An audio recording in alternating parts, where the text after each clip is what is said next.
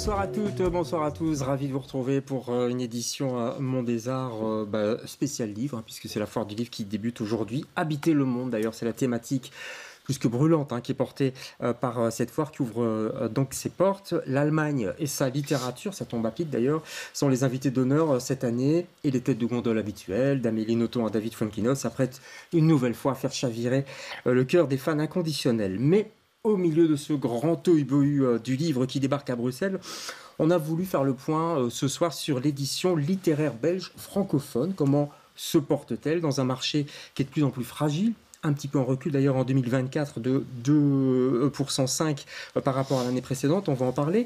Comment persuader nos auteurs, nos autrices de se faire éditer en Belgique au risque d'avoir peut-être une visibilité plus faible, et puis comment surtout être rentable face à une augmentation du prix de l'énergie, du papier, du transport, etc. Bref, qu'est-ce qui pousse ces éditeurs, ces éditrices belges à braver les tempêtes malgré tout? On en parle avec nos invités. Michel Lambeau tout d'abord. Bonsoir Michel. Bonsoir. Vous venez plutôt du disque, vous. Est-ce qu'on dit encore disque d'ailleurs? Ça, c'est vraiment les vieux. On dit encore disque. On dit encore ça, ouais. Oui. Et c'est le problème des firmes de disques qui font essentiellement de la musique, qui font de moins en moins de disques. Oui, c'est vrai. Oui, j'ai pendant 42 ans... 42 ans, oui, co-dirigé. Oui, je ne le fais pas, mais j'ai mes 80 ans bien fait. Avec Kenny, qui continue dans Pias. On va en parler. Voilà. Qui continue tout seul, Pias, même si vous restez conseiller. C'est ça, en effet. Bien informé. Et vous avez repris sous votre houlette, ou je ne sais pas comment on dit, les éditions Oli, on va en parler. En face de vous, Vincent Engel. Bonsoir Vincent. Bonsoir. Auteur, Vincent Engel, Retour à Monte Carlo, etc. On va pas refaire toute la biblio. Et éditeur, c'est un peu pour ça qu'on vous a invité aujourd'hui, les éditions Edert. Ça fait déjà un petit temps maintenant. Ça fait... alors les premiers titres sont sortis en avril. La maison existe depuis plus longtemps, mais vraiment le nouveau projet a démarré en avril dernier. Ouais. Et c'est parti sur les chapeaux de roue. Oui, on a publié 60 titres depuis, de toute la francophonie. Ah, ça fait rêver. Ouais. Vous allez nous expliquer comment vous faites. Quelle est votre recette? Ouais. Autre recette pour revenir, Pierre de Meulenard. Bonsoir Pierre. Bonsoir. On est ravis de vous avoir. On s'était vu plusieurs fois à l'occasion de On Lit. Il y avait une triste nouvelle, c'était il y a un peu plus d'un an. Fermeture d'On Lit. Maintenant, vous, c'est un peu le phénix. Vous... C'est tout à fait ça, oui. On envisageait de renommer la maison d'édition. Finalement, on a regardé On Lit. Voilà, non mais vous renaissez de vos cendres. Voilà. Et on va en parler avec Michel Lambeau. Et puis Nathalie Mercier est avec nous. Bonsoir Nathalie. Bonsoir. Ravi de vous recevoir dans cette émission. Ce sont les éditions La Place. C'est une maison d'édition bruxelloise, belge. Vous êtes française, mais le siège est à Bruxelles. Oui, le siège, l'ancrage est belge et a vocation à rester belge. Donc c'est une petite maison qui a 3 ans et demi, qui a été créée pour porter un certain nombre de textes. Ouais, on va en parler. Vous avez du courage en tout cas de vouloir rester belge dans ce monde de l'édition. Ça fait sourire tout le monde. Ou sourire jaune, je sais pas. Enfin bref, on va en parler. Allez, on commence. Noir, jaune, rouge, joli. On va commencer par quelques images de la foire du livre. Vous en avez peut-être déjà vu, ça a été tourné cet après-midi. Déjà pas mal de monde, essentiellement des écoles, puisqu'on est jeudi. Demain, ce sera un petit peu pareil. C'est un rendez-vous important, la foire, faut pas le louper pour un éditeur. Écoutez, nous on commence, on a fait ce pari-là, c'est un budget, mais donc je pense qu'il faut montrer qu'on existe et puis aller à la rencontre du public. Quand vous dites c'est un budget, ça veut dire la location du la stand coûte assez cher, et puis il faut avoir les stocks de bouquins, il y a le personnel qui est, donc c'est quand même par rapport à d'autres salons littéraires, c'est plus important, mais c'est un salon aussi qui est plus important que les autres salons. Et puis il faut y être, c'est un peu un rendez-vous incontournable. Oui, il y a beaucoup de entre guillemets petits éditeurs qui n'y vont plus à titre individuel, qui sont soit via les éditeurs singuliers ou d'autres. C'est votre cas, Nathalie? Pas encore, mais je pense que ça le sera l'an prochain. Donc là, vous n'êtes pas du tout à la foire du livre? On n'est pas à la foire du livre, c'est un choix. On n'avait pas encore... nos 3 prochains livres sortent le 23 avril. Donc, on était très occupés par cette parution. Mais vous voyez, on aura une autrice, par exemple, qui sera au Salon du Livre de Paris. Bon, à défaut d'être à celui de Bruxelles. Voilà, c'est pas mal aussi. Oui, franchement. Est-ce qu'on lit, futur on lit, parce que ça va ressortir, mais c'est début avril, je crois. Est-ce que vous avez déjà une présence à la foire du livre en ce moment, je sais pas, Pas cette année. Pas cette année. Vous n'avez pas eu envie de faire coucou On est plutôt venu vous dire coucou. C'est bien. moi, ça m'arrange, je vous le dis. Téléspectateurs. Ouais. Mais non, pas cette année, parce que c'était toute une préparation, disons, de remettre la maison sur des rails. Et donc, maintenant, on est plutôt dans la réouverture. Et alors, on va commencer à travailler sur les salons et les foires. Pour l'année prochaine. Et vous regardez Michel, parce que qui décide finalement C'est vous de ce genre de choix On lance une pièce. C'est ça. Non mais franchement, comment ça fonctionne, votre association? Dialogue, ouais. Ah oui, c'est relativement simple. On a un troisième sbire qui s'appelle Rémi qui n'est pas là. Et on boit le café et on discute de quelles sont les choses à faire ou à ne pas faire. D'accord. Et jusqu'à présent, c'est toujours été univoque. Voilà, on voit la façade du bâtiment d'émotion derrière vous, et c'est là qu'on lit les ménagers, parce que vous étiez à Jette, je crois. Oui, tout à fait. La maison a changé sur Google Maps et dans la réalité. Voilà. Voilà. Les maisons d'édition belges, est-ce qu'elles sont connues ou pas? On a voulu faire un petit sondage à la Foire du Livre, savoir par exemple si on vous connaissait ou pas. Regardez ce que ça donne. Est-ce que vous connaissez une maison d'édition belge? Il y en a une ici dans le hall, même plusieurs si je me trompe. MEO, quelque chose comme ça? Oui, quand même, pas mal, ouais. J'ai envie de dire les classiques, genre Dupuis, Casterman et tout ça, mais maintenant je connais pas tout ce qui a été racheté et qui possède qui à l'heure actuelle, mais ouais, moi c'est plus un peu le monde de la BD qui m'intéresse. Il y a l'édition Parla, qui sont des jeunes éditrices liégeoises. Elles ont à cœur de promouvoir la littérature de la région liégeoise, des auteurs liégeois. Salut par là. Et puis, bon, il y en a plus ou moins 60. Je me suis renseigné auprès de l'ADEB qui gère un petit peu les éditeurs en Belgique, 60 toutes tailles confondues. Hein. Ouais. On vous a pas cité, vous êtes vexé ou, Non, pas du tout, non.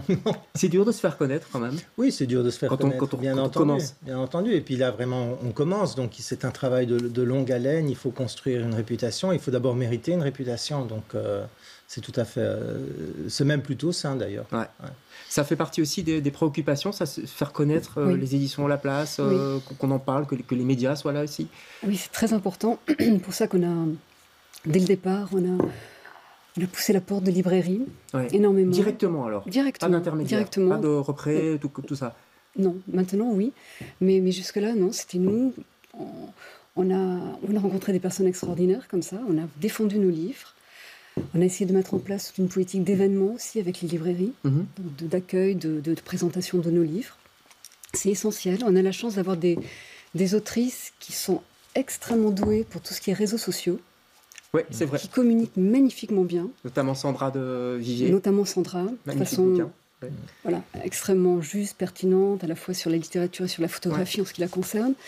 Nara Vidal, une autrice brésilienne qu'on va éditer. Ouais. Est elle aussi rompue à ce genre d'exercice. Donc c'est très bien. Vous demandez ça à vos auteurs, je sais pas, d'activer un petit peu le... De participer? Oui, c'est ça. Je crois qu'on les invite à participer. Après, ça dépend un peu de chacun, de l'envie, de la capacité ou du temps. Enfin, mais disons qu'on met en place les choses pour que ce soit plus facile pour eux. Ouais. Je vais vous montrer 2 livres. Ça va, je sais pas si ça va vous faire pleurer ou pas. Ça, c'est les...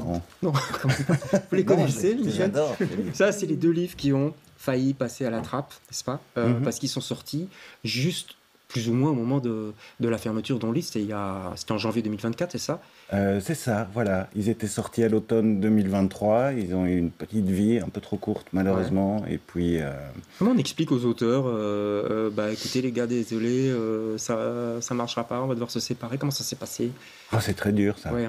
Parce que une maison d'édition, pour moi, c'est d'abord une maison. Ça veut dire que vous invitez des gens à rentrer dans la maison, travailler avec eux. Et donc, devoir annoncer aux auteurs que vous fermez la maison, c'était un moment assez dur. Qu'est-ce qui s'est passé? On ne s'est pas vu trop depuis. Il y a eu des problèmes financiers, des tensions avec l'administration de la Fédération Wallonie-Bruxelles aussi, on peut le dire, ça? Je crois que, plus fondamentalement, la maison était arrivée un peu au bout d'un premier modèle. C'est-à-dire qu'elle était dans un système... C'était 2012, la création. C'est ça. Ouais. Elle était très dépendante des aides publiques. Trop dépendante ? Peut-être trop dépendante, d'une certaine manière. Et puis, il y a je dirais qu'il y a des choses que je ne parvenais pas à atteindre, c'est-à-dire, par exemple, parvenir à mettre en place une distribution et une diffusion en France. C'est quelque chose de très difficile pour un éditeur belge. Et donc, j'étais, disons, sur un moment de réflexion sur l'évolution du modèle. L'idée d'un groupe éditorial était aussi dans la réflexion, comme j'avais coédité avec les Équateurs à Paris et que j'avais pu voir la manière dont ils fonctionnaient au sein d'un groupe. J'avais trouvé ça très intéressant et ça me semblait déjà à ce moment-là, en fait, une piste pour évoluer. En tout cas, pour la diffusion, ça va peut-être aller mieux avec votre voisin qui vient à la rescousse. Je voulais juste demander avant d'en parler avec vous, Michel, une question par rapport quand Pierre dit très dépendant des pouvoirs publics, je lui dis trop dépendant, il dit oui, peut-être. Il ne faut pas être trop dépendant des subsides publics ou comment vous vivez ça, vous ? Alors moi, de toute façon, on ne me laisse pas vraiment le choix parce que les pouvoirs publics ont décidé que la maison d'édition Edern était un méchant petit canard, donc on n'est pas reconnu. Ah ouais. On a un blocage incompréhensible sur un point d'une charte qui est un point de surcroît qui, je pense, est mal interprété et qui concerne la question du tirage minimal. C'est-à-dire, vous ne faites pas un assez gros tirage pour eux, c'est ça ? Non, alors oui, c'est ça. Pour être reconnu par la direction des lettres, parce qu'on ne parle plus de promotion, on parle de direction, il faut répondre à une charte de l'édition professionnelle à laquelle nous répondons totalement. Il y a un point qui fait discussion, c'est le tirage initial. La charte dit qu'il faut un tirage minimal, parce que déjà ils ont confondu minimal et initial. Je vais leur faire un petit cours de français pour qu'ils comprennent la différence. Et donc un tirage minimal pour permettre une mise en place en librairie. Et c'est un peu comme si vous disiez aujourd'hui, en vous basant sur la technique d'il y a 30 ans, que pour faire bouger un véhicule à moteur, il faut une émission de CO2. Et donc, si vous restez accroché à ça, vous allez dire non, les véhicules électriques ne sont autorisés que si vous y ajoutez un petit moteur à essence pour qu'il y ait quand même une production de CO2. Aujourd'hui, et c'est le système que j'ai mis en place, on a un imprimeur qui fait une impression directe, on est distribué par la SODIS, c'est-à-dire que n'importe quel libraire en France, en Suisse, en Belgique, partout, et on a même la diffusion donc, internationale. La SODIS, pour expliquer aux gens ? C'est le distributeur qui appartient au groupe Madrigal, donc c'est le groupe Gallimard. Ouais. Le libraire commande via Electre ou son logiciel, c'est envoyé directement chez l'imprimeur, qu'il imprime le jour même et qu'il envoie directement chez le libraire. Ça, c'est le système que vous avez installé pour contourner justement le défaut de subside. Et non, c'était surtout parce que j'étais complètement effondré de voir le nombre de livres qui étaient pilonnés.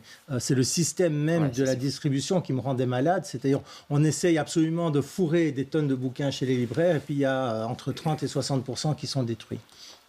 Ouais. Et donc sur ce point-là, donc j'ai entre guillemets la chance de ne pas dépendre des pouvoirs publics, mais ça a des impacts aussi sur les auteurs et ça c'est assez difficile à accepter. Ouais, parce que normalement il faut aller effectivement jusqu'au bout et pouvoir payer les auteurs, les autrices, mais j'imagine que vous êtes attentif à ça. Hein. Alors, je vais vous présenter un petit peu comme le sauveur de Onlit. Faut un peu vous présenter. Vous êtes cofondateur de Pias, on l'a dit tout à l'heure, avec Kenny Gates. Il y a 40 ans, 42 ans 42 ans. 42 ans. Allez, on avance. 42 ans. 43 maintenant. Alors, le groupe Pias Label et des labels associés. Hein. Donc, il y a Pias, il y a Harmonie Mundi, Mute, enfin, il y en a d'autres aussi dans le jazz. Oui, Jazz Village. Ça a été racheté par Universal Music Group, l'automne dernier, plus ou moins, qui est détenu quand même à 28% par Vincent Bolloré. Je ne sais pas si ça vous gêne ou pas. Ou... Absolument pas. Non ? Non, parce qu'en fait... d'abord, je ne peux pas parler pour Pias puisque je ne suis plus Pias. Vous êtes conseiller, donc. Mais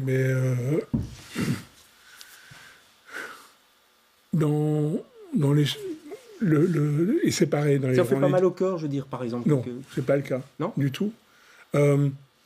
En fait, il faut séparer la volonté de propriété et la volonté de publier. C'est deux choses très très différentes. Oui. Donc, j'ai eu des actionnaires depuis le début, des co-actionnaires, on a eu des formats multiples, et puis aujourd'hui, il se fait que 100% appartient à Universal. Ce qui est important, c'est surtout l'indépendance éditoriale, et Pias Group demain, tant qu'il restera sous la direction de Kenny Gates, est 100% indépendant. Ça, vous avez la garantie de ça? Ah oui, bien sûr. Et c'est assez étrange, puisque par exemple, il y a forcément des Universal partout, et puis il y a des pièces partout, et avec des reporting lines qui n'ont rien à voir. Bon, bah écoutez, en tout cas, c'est bon pour... si c'est bon pour les créateurs... Non, c'est très bon. Bon, allez, on vous croit. Sur parole, vous créez donc Émotion, on en a parlé, édition musicale, cinématographique, littéraire, donc il y a Strictly Confidential, Big Trouble pour le cinéma, c'est ça, hein, et on lit maintenant votre voisin.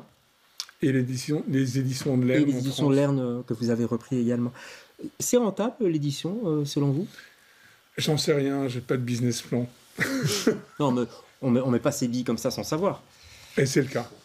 Ah ouais. C'est un pari alors ou C'est pas un pari non plus. C'est une émotion. Non, franchement, vous avez analysé le marché un petit peu? Non. C'est compliqué, la Belgique, on vient d'en parler justement par rapport au... Oui, je crois pas. Enfin, j'ai un acquis quand même. C'est la musique, c'est évidemment très très différent. Mais en même temps, ce sont les mêmes lois d'auteur, c'est les mêmes canaux de distribution, c'est les mêmes pilonnages, c'est les mêmes droits de retour, c'est les mêmes positions dominantes d'Amazon. Donc la problématique est quand même assez similaire, avec peut-être une différence, c'est qu'on a connu la difficulté de la digitalisation en 2001, et 25 ans plus tard, c'est pour nous simplement une manière d'expression. Ouais, l'immatériel qui arrive, on en parle depuis longtemps. Oui. Avec vous, on en parlait, je me souvien, c'était vu à la Foire du Livre, une Foire du Livre il y a très longtemps. Oui. Vous étiez parti d'ailleurs au début sur des livres... On avait commencé avec le numérique uniquement. C'était only.be ou only.com Oui, enfin, on était rentré effectivement dans l'édition par ce chemin-là. C'est fini ça? Vous y croyez plus? Ah, on fait toujours les livres en numérique. Simplement, 2 ans plus tard, on avait décidé de les imprimer aussi, parce que comme j'avais été libraire, pour moi, c'était... je pense que pour la littérature, le rôle des libraires est crucial. C'est fondamental, je crois aussi. Le papier, l'objet, parce qu'on est proche du livre-objet chez vous, oui, il y a aussi des photos, tout ça, ça reste important. Ça reste un choix vraiment déterminant depuis le départ, de faire de beaux objets. Ouais. Effectivement, il y a une identité graphique importante qu'on a confiée à Stéphane de Vivier. Ouais. Mais qui dit beaux objets dit coût. Dit un coût, oui, bien sûr. On sait que le prix du papier a augmenté, le prix de l'énergie. Oui, mais pour autant, on ne veut pas renoncer à cela. C'est notre façon à nous de nous distinguer. Comment on fait? On fait. On y arrive. Oui, mais ça suffit pas comme on le fait. On y arrive, on lui fait. Non. C'est la passion, c'est comme Michel, c'est hop, les petits nuages. Non, quand même. Je ne vous cacherai pas que c'est difficile. C'est un équilibre financier très, très, très ténu. Vous avez des aides publiques, vous? Alors, on les attend, on les espère, vraiment. Oui, on les espère, on en a besoin. Ouais. Et voilà, il y a 2 jours, vous voyez, j'étais par exemple chez Graphius pour le calage. Ouais. Là, c'était génial. Le dosage de la couleur. Oui. Moi, je viens aussi d'une famille de libraires. Mon arrière-grand-père était libraire, mon grand-père également. Donc il y a cet amour vraiment du papier. Il y a le plaisir de oui, il y a le plaisir. Je crois que vous l'avez aussi chez Only, on sent que vous travaillez l'objet. Ça a été effectivement plusieurs années de mise en place, disons, d'un livre qu'on apprécie ou qu'on pense qui est, disons, à la hauteur de ce qu'il contient. Il y a le livre, il y a le titre aussi de la maison d'édition. Alors vous, c'est Edern, c'est Asmodée Edern. Vous pouvez nous éclairer un peu? C'est qui cette personne? Asmodée, c'est un de mes personnages. C'est un de mes personnages récurrents qui apparaît dans beaucoup de mes romans, qui est immortel. Et donc, je trouvais que pour lancer une maison d'édition, se mettre sous l'ombre d'un immortel, c'était plutôt encourageant. Les immortels, ça nous rappelle aussi autre chose. La place, c'est Annie Ernaux, j'imagine? La place, un clin d'œil à Annie Ernaux. C'est aussi un clin d'œil à cette ville de Bruxelles, qui est une ville monstre, qui est une ville carrefour en Europe. Voilà. Oui, c'est aussi les déplacements. C'est aussi au départ les déplacements, oui. C'est des textes qui travaillent la question du lieu. Ouais. Alors, pour revenir sur Edern, j'ai été voir votre site. Vous y allez, hein, je veux dire, vous y allez. Vous dites l'accès aux maisons d'édition est de plus en plus difficile pour les auteurs. Oui. Vous maintenez ça, vous dites... Je maintiens tout à fait ça. Écoutez, j'ai été publié chez Fayard, chez La Thèse, et comme beaucoup d'auteurs de ma génération, on se retrouve vers 50-60 ans sans plus d'éditeurs. Vous l'avez vécu, ça, vous? Oui, je l'ai vécu, absolument. Oui, je n'ai pas de honte à le dire, et on est nombreux à l'avoir vécu. Et moi, ce qui me concerne, je ne me suis pas résigné. Et donc, je me suis dit, je vais créer une maison d'édition sur un modèle différent, parce que ça fait quand même pas mal d'années que je roule ma bosse dans ce secteur-là. J'ai été éditeur, j'ai dirigé des collections, j'ai dirigé le comité Espace Nord, entre autres. Et donc, je connais bien, et je sais que c'est de plus en plus difficile aujourd'hui. Il y a des auteurs reconnus, installés, qui ont fait toute leur œuvre chez un éditeur important et qui s'entendent dire, écoute, si pour le prochain, tu ne fais pas 2000, 3000 exemplaires, on va peut-être arrêter. Donc, c'est ça, c'est du chiffre, en fait. Si tu ne fais pas assez de chiffres, on te Et donc, jette. Aujourd'hui, de plus en plus, les grands groupes industriels qui possèdent les grandes maisons d'édition veulent une rentabilité quasiment sur tous les titres. C'est le fait que ce soit devenu des groupes donc de plus en plus aussi commercial, de plus en plus... Oui, bien entendu. Oui. Ouais. Alors, ils ont toujours cette image de prestige, mais je pense que pour une voix singulière, c'est de plus en plus difficile d'accéder à ces grandes maisons. On m'a rapporté, et la personne qui m'a rapporté est digne de foi, que même chez Gallimard, on disait aux auteurs, écrivez simple. Alors que si même Gallimard demande aux auteurs d'écrire simple, on imagine la tête de Proust rencontrant Gallimard à l'époque, ça aurait été surprenant. Et l'auto-édition, c'est pas une solution? Mais je pense que l'auto-édition, ça semble être une solution parce qu'on est seul maître à bord, on a 100% des bénéfices, mais c'est un boulot de dingue de publier un livre. C'est pas simplement l'écrire, c'est le mettre en page, avoir une belle couverture, et puis exister dans cette marée. Quand je dis cette marée, c'est plus qu'une marée de titres qui sont là. C'est très, très, très, très compliqué. Michel, vous ne dites pas, mon Dieu, dans quel monde je suis en train de mettre les pieds? Non, c'est sur la question de l'auto-édition. Moi, je connais très bien, puisque en musique, c'est un phénomène important. De chiffres, 95% des titres qui sont uploadés chaque jour sur Spotify viennent d'auto-édition, d'autoproduction. C'est énorme, ça. Oui. Ouais. Et ça représente entre 100 et 110 000 titres par jour. Mm-hmm. Mais donc, en fait, il y a une vie d'écoute qui est créée chaque jour. Ouais. Mais 5% des revenus vont à 95% des revenus vont aux 5% qui travaillent avec un éditeur, qu'il soit très petit ou très gros. Et très peu des titres qui sont édités se retrouvent dans les 95% qui se partagent les 5%. Donc on s'en sort très difficilement. Par rapport à la rentabilité, comment, quand on est éditeur, comment rester exigeant par rapport à un texte qu'on reçoit, un manuscrit, tout en ne lorgnant pas sur des promesses de rentabilité? Vous voyez ce que je veux dire, Pierre? Oui.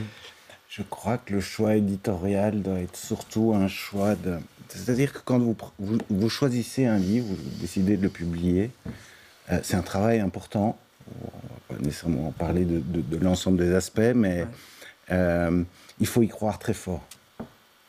Et je crois que pour une direction éditoriale ou la création d'un catalogue, je pense que c'est ça le plus important. Alors on peut se tromper. Ça peut aussi très bien marcher. Oui, parfois il y a des échecs. Parfois, voilà. Mais pour moi, dans tous les cas, ce qui compte, c'est d'y croire. Ouais. Y croire aussi à ces auteurs, ne pas succomber aux sirènes de la rentabilité. Oui, y croire, oui. Oui, il faut continuer à porter des voix, des fois un peu plus exigeantes, mais elles trouveront leur public. Ouais. Et chez vous aussi, là, vous êtes entouré de toute une armada. C'est vrai qu'on a un système assez différent. On a les plumes, c'est les auteurs, et puis les ailes, c'est les personnes qui les accompagnent. Et j'ai 18 ailes, mais du monde entier, donc on couvre toute la francophonie. Et le but, c'est vraiment d'aller découvrir des talents très très différents. L'éclectisme est un des mots-clés chez nous. Et effectivement, c'est impossible de savoir quel livre va marcher, mais en tout cas, nous, on a décidé, par ce système d'impression directe, de déjà nous libérer de cette mobilisation de capital énorme que constitue le tirage. Et donc, ça nous donne des franges. Sortir un livre n'est pas coûteux pour nous. C'est pas ça qui coûte cher. Après, ce qui coûte cher, c'est le personnel, c'est les faire vivre, etc.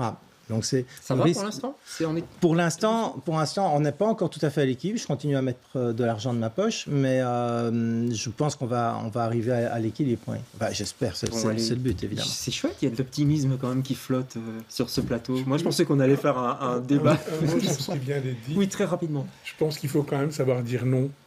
Et donc, bien sûr, oui, à des propositions d'auteurs et d'autrices. Oui, ou même à des livres d'auteurs avec lesquels on a déjà travaillé, parce que le nouveau livre ne trouvera pas de public, ou qu'on pense, ou qu'on est moins. Donc, à un certain moment, et c'est pas l'aspect le plus facile et le plus agréable de la profession. Mais moi, je crois qu'on ne peut pas dire non par rapport au public, parce que c'est impossible de savoir si un livre va trouver ou non son public. Le seul critère pour dire oui ou non, c'est la qualité du texte. Et donc, si le texte n'est pas de qualité, dis-tu non ou oui, bien sûr. Oui. Voilà. On dit non. C'est ce que je disais. Oui, mais après, trouver son public... Non, on sait pas. Bien sûr. Mais voilà, je pense que si on veut gérer une édition, il faut quand même pouvoir dire non. D'accord, oui, bien sûr. on s'est bien compris. Le débat va continuer, j'imagine, dans les jours qui suivent, notamment à la foire du livre. En tout cas, vous avez dit oui. Pour cet auteur, vous le connaissez? On peut montrer peut-être la couverture. Voilà, c'est votre dernier roman, Expérience de vie imminente.